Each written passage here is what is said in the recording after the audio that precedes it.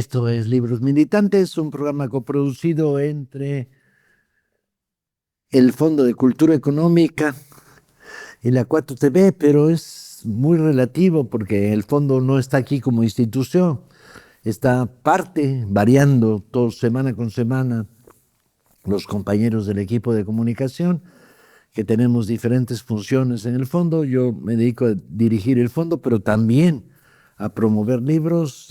Medardo se encarga de las redes de distribución, Ena de la asesoría de la dirección, Lalo de comunicación. En general, venimos aquí en condición de ciudadanos, fuera de nuestras horas de trabajo, a hacer un programa con una carga política por encima de lo normal y una reflexión muy clara que dio nacimiento a este programa, que es una izquierda que no lee, no es izquierda, quién sabe que sea. Y es importante estimular la lectura desde una perspectiva muy amplia. Como verán, bateamos para todos lados, pichamos, cachamos y bateamos para todos lados. En la lógica de leer, transforma, desarraiga neuronas defectuosas, abre caminos, hace reflexión y constituye conciencia social. Bien, sin mucho prólogo, porque el que mucho prologa poco tiene que decir. Medardo, ¿qué traes hoy? En otros capítulos he platicado sobre las posibilidades de los clásicos de la literatura que nos acercan a la sensibilidad social. La Ilíada, la Odisea, Los Miserables, El Quijote de la Mancha, Moby Dick. Y el programa anterior hablaba yo, en Navidad en las Montañas, la necesidad que tiene la izquierda de hablar con el que está opuesto en nuestras ideas y cómo hay un liberal que platica con un cura. El día de hoy les voy a platicar sobre un escritor que desde un cierto punto de vista es un adversario político de la izquierda. Un hombre del siglo XIX mexicano que participa en la revuelta de los porcos defendiendo los derechos de la iglesia a que les confisquen sus bienes. Luego, participa como parte del gobierno de Comonfort y estimula, por el miedo a los conservadores, a enfrentarse contra la Constitución del 57 y desatar la guerra de reforma. Dicho sea de paso, lo van a acusar por eso, Ignacio Manuel Altamirano dice que lo fusilen, y esta persona se presenta a juicio, da la cara, y justamente ya voy. Pero no es lo único. Luego viene la invasión de los franceses y los franceses le dicen, oye, como funcionario público eres muy bueno en la hacienda, colabora con nosotros. Y él dice, no, y lo arrestan. Y entonces dice, bueno, sí. Y forma parte entonces de los funcionarios públicos de los franceses. Cuando gana Juárez, gana la República, y entonces obviamente queda ya manchado y definitivamente no es un liberal tenido ni de izquierda ni de bien, ni un ejemplo como para que lo traigamos aquí. Esto no acaba, sino que luego ya Manuel González, ya en épocas del porfiriato, lo van a mandar a España en un plan de colonización en el sentido de traer blancos a México, ¿no? A eso lo mandan. Bueno, una persona con ese perfil, que decimos, bueno, ¿y qué tiene que ver con la izquierda? Nada, pero es algo. Pero tú te dedicas a rescatar. Haz un panteón donde hay muertos. Es a lo que voy. Uno nunca robó.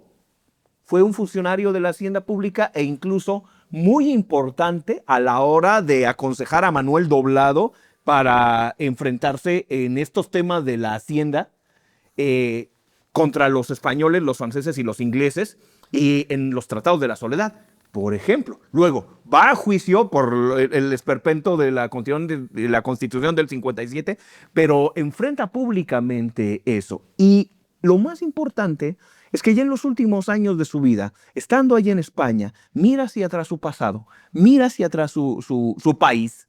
Se ha muerto su hijo de enfermedad, y entonces, cuando Manuel Paino, que es del escritor de quien estoy hablando, escribe Los bandidos del Río Frío, lo hace en una mirada crítica a su propia vida, donde queda claro una cosa fundamental. La pobreza es causa de sufrimiento, la pobreza es causa de crimen y desastre, y esta pobreza además alimentada por mucha corrupción de los males gobiernos, y está ocurriendo en tiempos de Santana. Entonces es un hombre que después de haber dado los peores bandazos políticos, está mirando en esa dirección y está poniendo en el centro lo que nosotros como gente de izquierda sabemos que es lo más importante, mirar por los más desfavorecidos, pero tiene todavía un guiño de algo más. Y es que en uno de los capítulos, uno de mis capítulos preferidos de Bandidos de Río Frío, habla al respecto del maltrato que han sufrido los perros callejeros en la Ciudad de México y cómo hubo un precursor en el tema. totalmente, Sí. y cómo hubo, por ejemplo, un virrey que tenía el corazón en su lugar y que obligó a todos los zapateros a poner cubetas afuera de sus negocios para que los perritos callejeros tuvieran donde beber agua. Y luego llegó un alcalde de la ciudad que a todos los serenos les pagaba extra si con garrotes traían perros a los que habían matado. Pero el punto central es que este capítulo gira alrededor de una perrita de la calle que se va a pelear contra otros perros para salvar de la basura a un bebé. Y ese bebé, Juan, es el protagonista de la novela. Y entonces, en 1894, este hombre, criticando su propia vida y mirando la sensibilidad social, pone sobre la mesa el hecho de una perrita que está siendo protagonista. Es el origen de que el héroe de la aventura arranque. Aprendamos a ver entonces las posibilidades de que aquellos que no están en nuestra barrera política pueden también aportar cosas para que sigamos nosotros adelante. Eso no quiere decir que le disculpemos a Manuel Paino todos esos bandazos, pero dejó un legado y una novela de las mejores de la literatura mexicana. Tengo mis dudas. Yo pienso que la literatura mexicana, en materia de prosa, el 19 es de una pobreza infame. No hay ninguna experimentación, son tradicionalistas y sin embargo brillan de manera soberbia en la poesía. Tienes 6, 7 grandes poetas, 8 quizá, grandes. Pero la prosa es pobre, nunca me llamaron la atención en mis prepa y en la universidad. La prosa del 19 me la brincaba a toda velocidad rápidamente y leía a aquellos que son más periodistas testimonialistas, como Prieto o como el propio Riva Palacio, y desde luego a los poetas que me resultan fascinantes, como el Nigromante. Pero no, yo creo que andas muy generoso, compañero. Pero Y que los Bandidos de Río Frío, tu lectura es muy generosa, ¿no? Pero hablan de experimentación y Bandidos de Río Frío tienen una experimentación de muchas ramas narrativas que en su momento fueran mirados como, oye, esta sopa de nada que es, y que hoy desde una vista más contemporánea es, órale, con este entramado tan amplio de Oye, y además pones, Paco, sobre la mesa con respecto a tu reseña, Medardo, un tema polémico bien interesante, porque yo tengo una amiga en particular que es fan de la literatura del 19 y que haya en ella una riqueza que dice luego o de la que posteriormente adolece la prosa mexicana, salvo, dice ella, puntos muy brillantes, ¿no? Rulfo, en fin. Pero ella dice, la literatura del 19... Estos autores, las novelas del 19, ¿qué tienen enfrente? Tienen Los Miserables, colegas. Hay palabras mayores en la literatura universal. ¿A eso te refieres? O sea, como una altura mayor. Estos están en Rancho Tenochtitlán. Y sin embargo, como poetas, poco le piden a la poesía grande del siglo XIX. Pero bueno, este es otro debate. Lo cual quiere decir que en este programa no nos ponemos de acuerdo ni a trancazos. ¿Qué traes tú, Ena? Yo quiero hablar de Oliver Sacks. Y porque es un autor al que yo voy cuando siento que quiero estar en paz con la vida y que quiero tener una sensación mental de mucha claridad y además como que todo se asienta. Yo voy a Oliver Sacks para como generarme esa sensación. Él es un neurólogo y es un neurólogo que escribe sobre ciencia y que escribe ensayo, pero sus ensayos son ensayos literarios, son ensayos preciosos, muy cercanos, muy sencillos de entender además.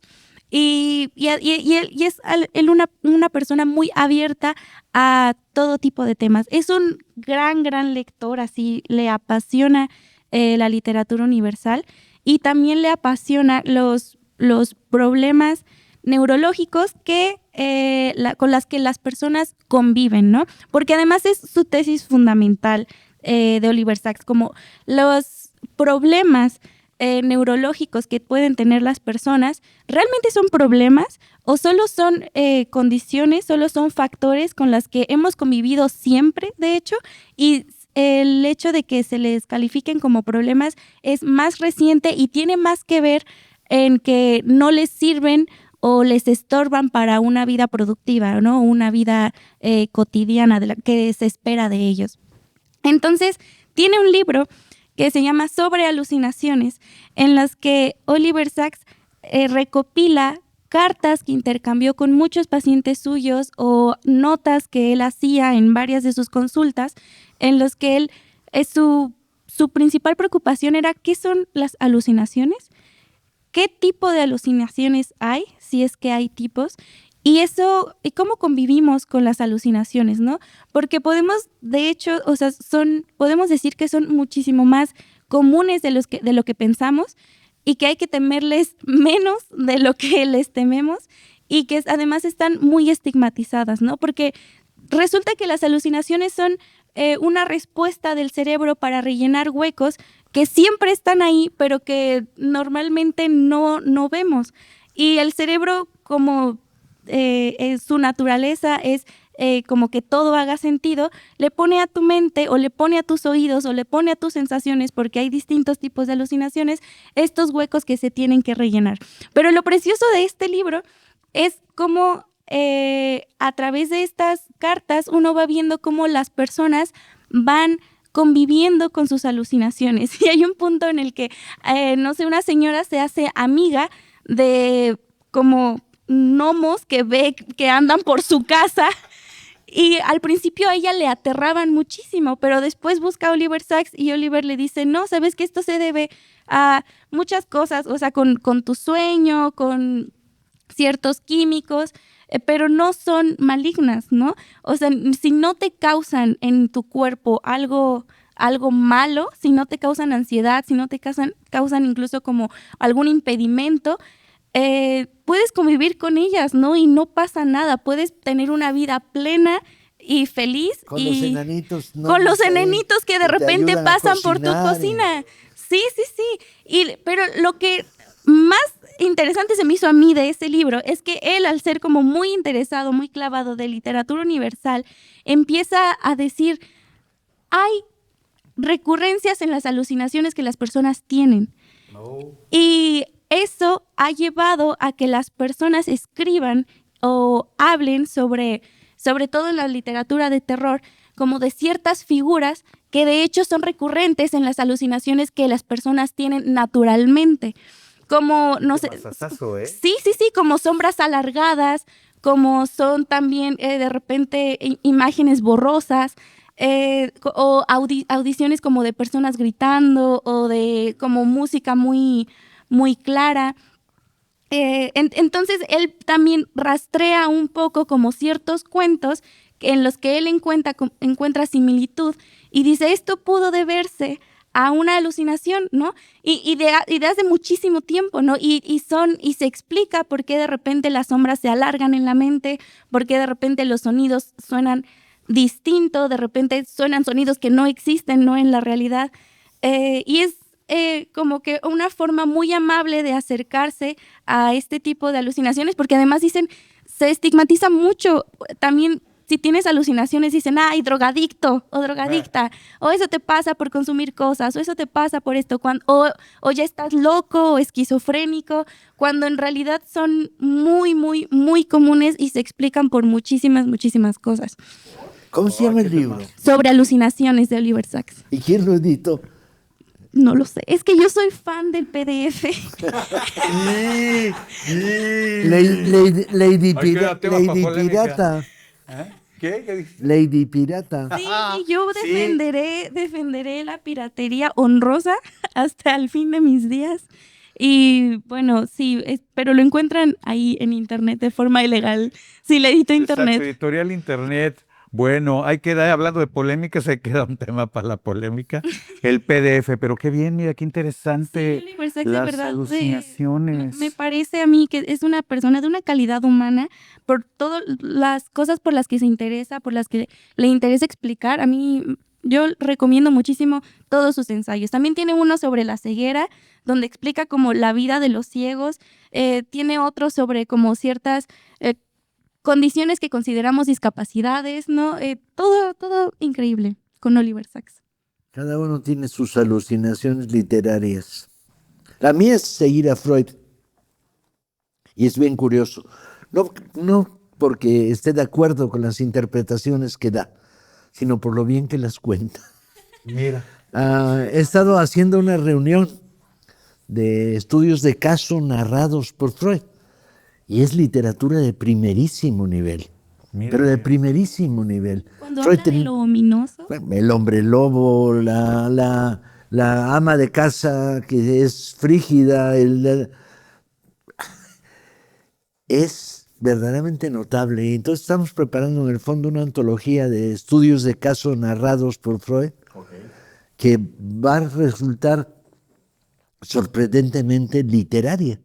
Eso es que, exacto, estoy entendiendo eso y ya se me antoja, porque habrá, sí, por supuesto, el filón clínico, el filón especializado, pero esto que estás mencionando ahora, que va a ser también, es una aportación, hay riqueza literaria. Sí. El problema de los estudios de caso de Freud es muy curioso. Cada uno de ellos es una novela. La paciente no sé qué, que tartamudeaba. Y entonces Freud hace una interpretación respecto a la sexualidad en la infancia. Y luego resulta que deja de tartamudear, pero analiza el contexto familiar. No, es superliterario. buenísimo. Es un narrador excepcional. ¿La curó o no la curó? Yo no lo tengo muy claro. Además no quiero entrar en la polémica contra los pro y los antifreudianos. Me importa un cacahuate la polémica. Lo que me interesa es cómo cuenta los estudios de caso y la complejidad de los humanos. Bien, ¿tú qué traes?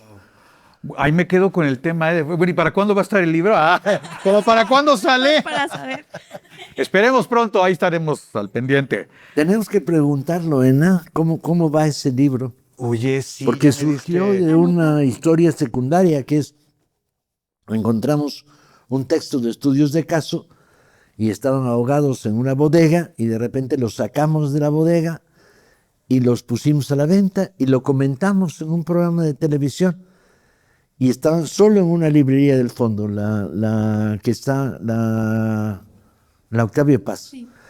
Y después de comentarlo, había 50 ejemplares, 55. En 10 días volaron. Ya no había. Volaron. Entonces, este libro hay que hacerlo. Sí. Bueno, pues estaremos al pendiente. Paco, traigo, miren, dentro de la coyuntura futbolera, ya lo último, ya sí despidiéndonos. Ahora sí que ya se va el balón. Sí. Ya se va el balón. Bueno, se queda, pero se queda como se queda. El punto es que ese balón ya se va. Y de Eduardo Galeano tenemos esta superantología que se llama La Cancha, igual en la colección Vientos del Pueblo del Fondo de Cultura Económica. Miren qué maravilla, porque quedó aquí el edito para que yo les pueda revelar, que cuesta, en este caso, 15 pesos. Y se van a llevar verdaderamente una selección. Está esto muy divertido. Está sonando todo el Sí, rato desde el hace rato. teléfono de Medardo. Pero ¿sabes quiénes son? Los Pobrecito. enemigos de Paino que llaman para Ándale, liquidar. para decirle. Exacto. ¿Cómo se Pero está atreve bueno a porque además decir era eso como onírico. sobre- Hablando de los freudianos, es como onírico, ¿no? Entra el celular y se oye como que va a bajar algo, ¿no? Como que se va a aparecer algo en el... Pero bueno, no sucedió y el punto es que regresamos. Galeano, un bárbaro. Oye, que yo que tengo, además con lectoras, que tengo que venir aquí a decir de lo grande que representa, lo grande que es para la literatura. Grande, Galeano. Grande, grande. El Galeano. Pero eso, que además entre sus muchas aficiones mantuviera siempre encendida la del fútbol. Sí. Que la amor, defendiera. Claro, claro. La defendiera de los intelectuales que decían guácala fútbol. ¿Sabes? Exacto, Pero exacto. no, no Pero son es como- intelectuales. El antifutbolismo es Son que mamones. estar en contra, en principio, son mamones. Son sí. mamones. Estar en contra del yoyo. Lo entiendo bien. Pues el yoyo es una cosa que tiene límites. Dice Lorio. Toda esa banda, o Paz, que no, lo Exacto. futbolero. En fin, había esa, sí, ciertamente enraizada polémica, muy bien que lo señalas ahorita, Ena, entre los que miraban en el fútbol, en realidad, un hecho representativo pues, de una cosmogonía, de una Simbólico. cosmovisión social, por supuesto, cultural. En un programa anterior hablaba yo del de Villoro, de Yo Soy Fontana Rosa. Claro, con la pluma de Juan dices, es que el fútbol no nomás es esa superficie de 11 contra 11 correteando el balón, una pelota, no. Hay todo un catálogo de talentos, virtudes, personalidades, formas de jugar que también representan formas hasta regionales, hitos culturales. Y Galeano estaba por la apropiación de lo que tenía que ver con lo futbolero. Sí. También para llevarlo hacia otros linderos. Hay acá entre la selección un texto tremendísimo. Yo desconocía cuando pocos meses después del golpe en Chile, el Estadio Nacional, en ese momento, hasta la fecha, pues de triste memoria, aunque ya ha sido reivindicado con cosas bellas a lo largo de las décadas, se convirtió en el campo de concentración, de tortura y arresto para muchísimos ciudadanos que allá anduvieron. Horrenda Ahí mataron a experiencia. Víctor Jara. Ahí está, por ejemplo, la historia tremendísima del grande, hablando de grandes, Víctor Jara. Hubo un partido para el que se necesitaba el Estadio Nacional, que tuvieron los carabineros que desalojar de presos torturados, horrendo, para dejar las cosas más o menos presentables y llevar a cabo el partido en el Estadio Nacional, que dice Villoro, y así lo señala en la crónica, el partido más triste del mundo, el partido más triste de la historia. Pero hay también otros momentos alegres, referentes, igual culturales, de lo que implica la fiesta futbolera. Uruguay ganando su mundial, aquel primero que se llevó a cabo, y Uruguay que sale campeón. Y el que... maracanazo que viene para Brasil. Ah, después. claro. Y por ahí, no está en esta, pero creo que lo tenemos en otra antología, el texto del portero, me parece que es el uruguayo, que en la noche de ese día del maracanazo quiere salir a echar relajo y encuentra puros lugares donde la gente está llorando, triste, bares abiertos, pero de gente que está lamentando el maracanazo. Y él se integra a esa masa doliente como uno más. Me refiero al portero de la selección que ganó, pero ve todo ese malestar social y dice, ay, yo me siento hasta mal queriendo celebrar algo que en realidad nadie hoy aquí quiere celebrar. En fin, grande Galeano y vale muchísimo la pena, reitero, como para dejar ya un poquito atrás, digo, se quedan todos los recuerdos, pero la coyuntura futbolera que con su alegría el Mundial nos trajo, pues qué bonito recordar al grande Galeano y esta antología bella de textos futboleros. Si les gusta el fútbol, lean a Galeano, Fútbol a Sol y Sombra, y van a disfrutar más el fútbol que tenemos. Sí, bueno, te digo, a mí me pasa con Galeano y me pasa también con Juan. Radicales. Ahora, aviéntate el trompo completo. Si no les gusta el fútbol, También lean- lean fútbol y les va a lean gustar fútbol. el fútbol, sí. Y ahí se quedan con porque grandes cosas. al fin y al cabo, la gran literatura toca todo el abanico posible e imposible de pasiones y despasiones humanas. Entonces, ¿por qué no? Si te gusta el fútbol, nada. Puedes encontrar una novela maravillosa. Yo insisto sobre el yoyo, sobre un campeón de yoyo mexicano que a los 11 años llegó a la gloria y terminó siendo estrella de yoyo en Dallas, Texas, a $1,000 la exhibición. Y luego ya no les cuento qué pasó con él. Sí, ya nos quedamos pensando en el yoyero o el yoyista, en este caso sería un yoyista.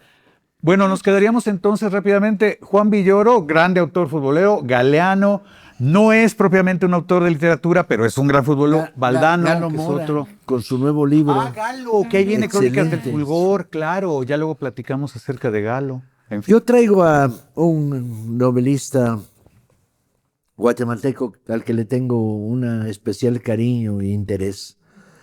Se llama Dante Liano, formado en la Guatemala de la represión militar, exilado y reconstruido a sí mismo como profesor de literatura latinoamericana en Milán, y desde ahí empieza a generar una carrera literaria muy potente. Te habla Paino. Te digo, aquí está Paino. Sale Paino. Una carrera muy potente que se expresa quizá en su mejor momento en la publicación en México de Requiem por Teresa. Requiem por Teresa fue una novela que impactó mucho a los que la hicimos, produjimos, difundimos y hicimos llegar.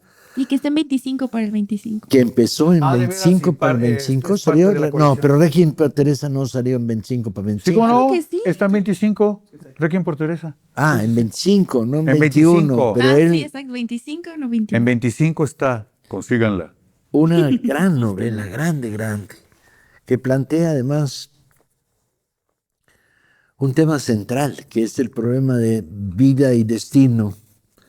Es una mujer que desde su juventud sus padres le impiden que ejerza sus intereses, que estudie, que sea maestra, que es lo que quiere, que termina en un matrimonio desafortunado con un Abusador, con un golpeador. golpeador, que Un luego abusador. evoluciona hasta volverse torturador del ejército y que termina suicidándose.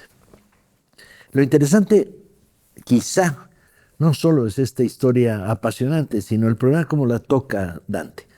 Dante elige como estructura narrativa la tragicomedia, o algo que debería definirse como eso, que es, colocas la tragedia y en medio insertas un punto de vista, una visión graciosa, sorprendente, que te funciona como contrapunto.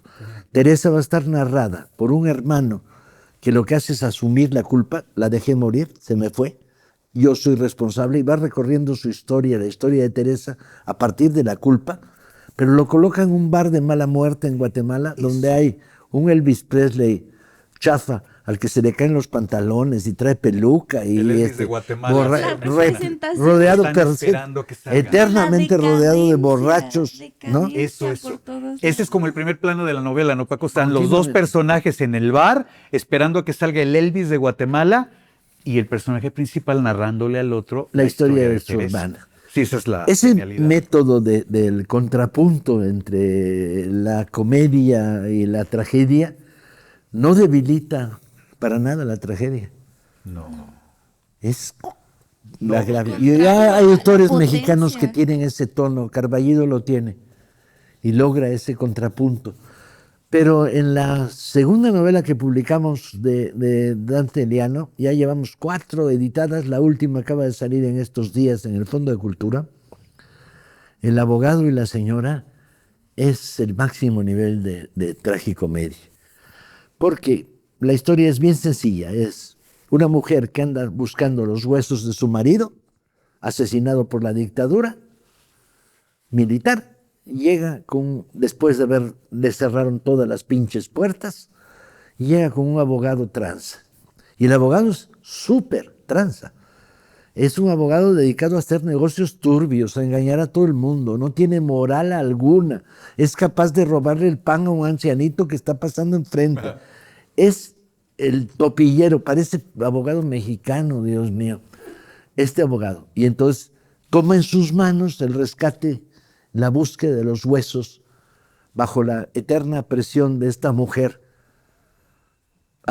El contrapunto es brutal, otra vez.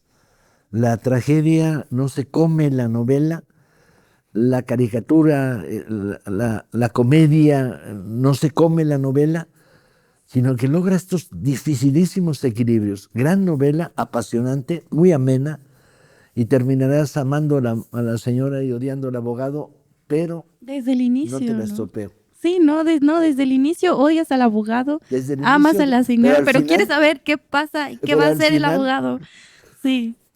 Bien. Esta curiosidad del abogado y la señora. Esto fue, de nuevo, Libros Militantes, Lean, no dejen de leer, maten neuronas avelladas, sacúdanse el polvo, conviertan la literatura en un factor de construcción de ideas y conciencia. Diviértanse. Eso. Bueno, cuídense, nos vemos en la próxima. Bye.